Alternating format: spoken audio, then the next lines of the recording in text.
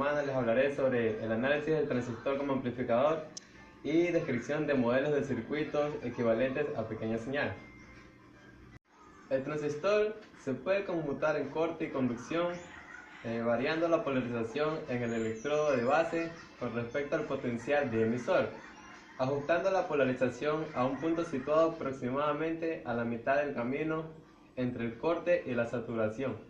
Se situará el punto de trabajo del transistor en la región activa de funcionamiento. Cuando funciona en esta región, el transistor es capaz de amplificar. El comportamiento del transistor se puede analizar en términos matemáticos por medio de ecuaciones que expresan las relaciones entre las corrientes, tensiones, resistencias y reactancias. Hablaremos del transistor como amplificador. Para operar como amplificador, un transistor debe estar polarizado en la región activa. El problema de polarización es el de establecer una corriente de CD constante en el emisor. Esta corriente debe ser predecible e insensible a variaciones de temperatura, de valor beta, etc. Seguiremos hablando también con las condiciones de CD. Considerando primero las condiciones de polarización de CD, al fijar en cero la señal de voltaje base emisor, el circuito se reduce y podemos escribir las siguientes relaciones para las corrientes y voltajes de CD.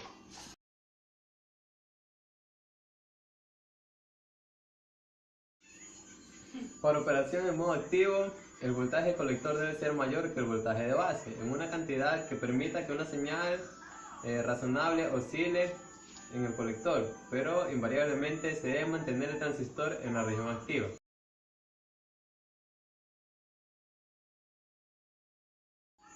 En la corriente de colector en la transconductancia, si se aplica una señal de voltaje base emisor, el voltaje total instantáneo entre emisor y base se convierte en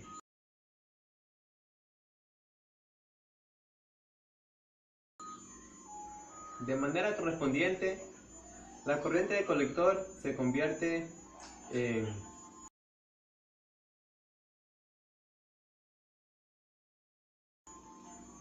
y el uso de la ecuación produce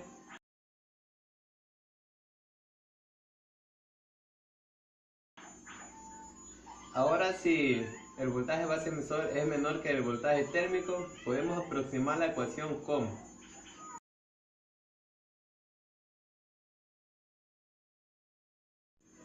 la corriente de base y la resistencia entrar en la base. Para poder determinar la resistencia vista por el voltaje base emisor, primero evaluamos la corriente total de base, que es la intensidad de saturación, utilizando la siguiente ecuación.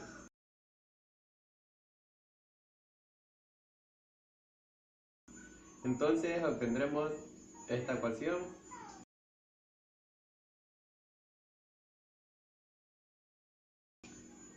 donde la intensidad de base es igual a la intensidad del colector sobre beta, y la componente de señal está dada por esta ecuación.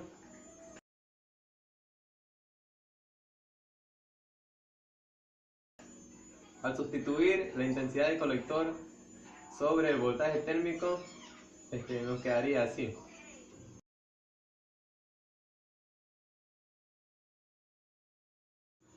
La ganancia de voltaje. Ahora hemos establecido solo que el transistor capta la señal entre base y emisor y ocasiona que una corriente proporcional circule en el alambre del colector a un alto nivel de independencia. Sería independencia infinita. En esta forma, el transistor está actuando como una fuente de corriente controlada por voltaje. Para obtener una señal de voltaje de salida, podemos forzar esta corriente para que circule por un resistor. Entonces el voltaje del colector será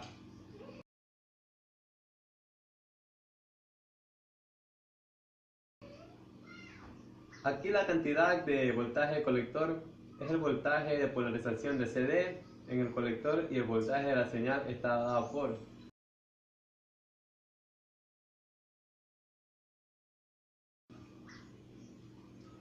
entonces la ganancia de voltaje de este amplificador sería